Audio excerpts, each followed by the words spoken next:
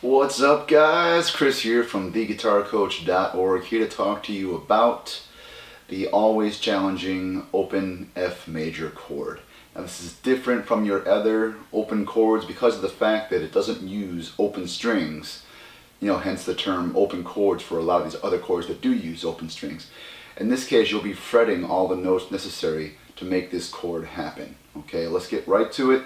We're going to use 3 fingers once again. We're going to use the first, second, and third finger, also known as the index, middle, and ring.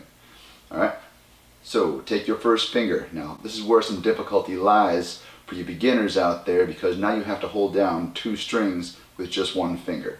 So, take your first finger, put it on the first fret of both your B and your high E string. Okay, now, maybe you can see that I've got my hand turned a little bit. Okay, you can see my finger fretting to the side. My fingernails kind of poking its face that way. Okay, this is very important to fretting the rest of the notes of this chord. So what I'm going to do is I'm going to take my second finger or my middle finger and put it on the second fret now of the G string. Being sure to get right on the tip of that finger to fret that note, which is an A note, by the way. The third finger is going to go up on the D string of the 3rd fret.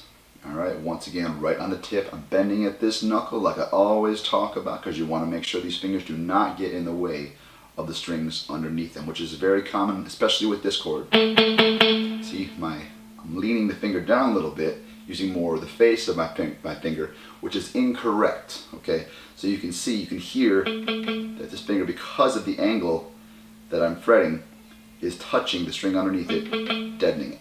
Alright, so again, right on the tips.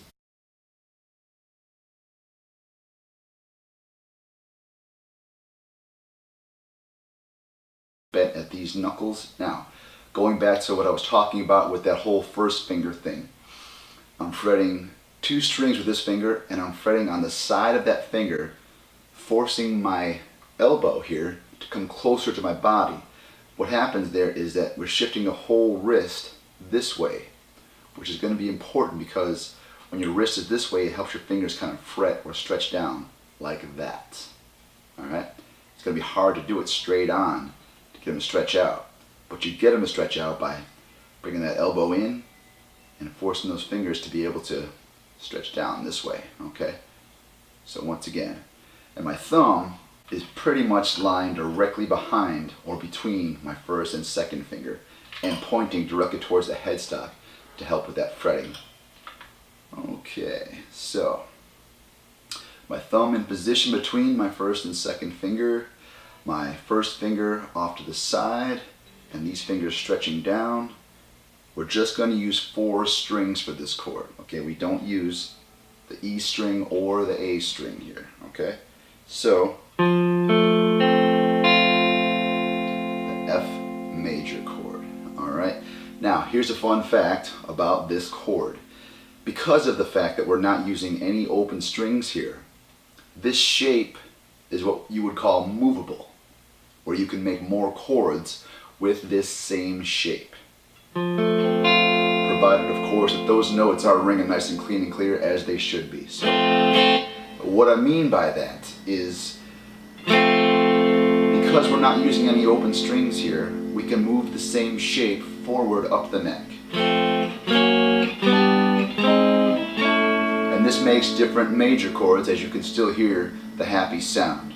Now, those of you out there that are savvy with the notes on the neck a little more, just like I always say, and as I say with the same thing with the F chord,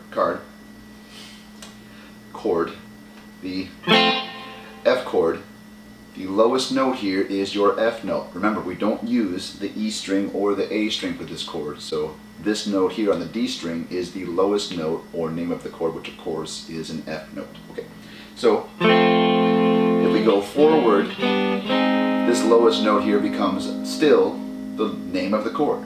In this case, I've got a G sharp. So I'm now playing a G sharp major chord. Okay? Also known as an A flat. But again, the shape is movable. You can any major chords you need to with that shape, as long as you're savvy with the notes on the neck. Okay guys, there is a lesson on the F major chord and a bunch more if you so choose to move your hand up and down the neck with that shape. Okay, if you guys want some information on how to perform that chord, different techniques to play it with, by all means look at my website, theguitarcoach.org. Okay, hope to talk to you guys soon. Take care. And don't forget to subscribe to my YouTube channel. Take care.